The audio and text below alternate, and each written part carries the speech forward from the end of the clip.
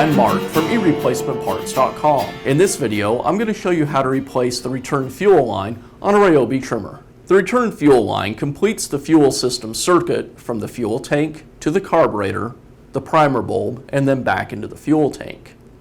The return line, as well as all of your other fuel lines, will eventually begin to deteriorate and break down.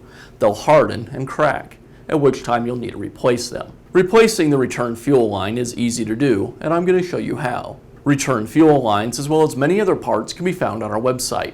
Let's get started. Before removing any of the fuel lines from the carburetor or the lines from the tank, you'll want to make sure that you drain any gas that might still be in the fuel tank.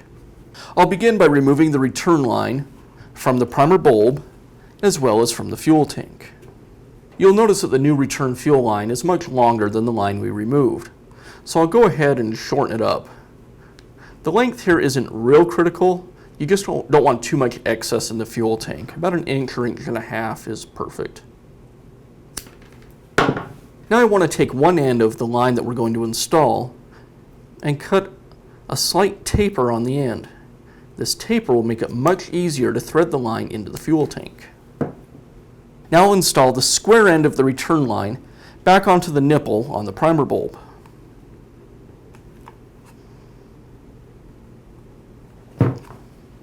I'll use a little bit of 2-cycle oil to lubricate the end of the return line that passes into the fuel tank. The oil will make it easier to insert the line into the tank. Now just thread it back up through the hole and into the fuel tank.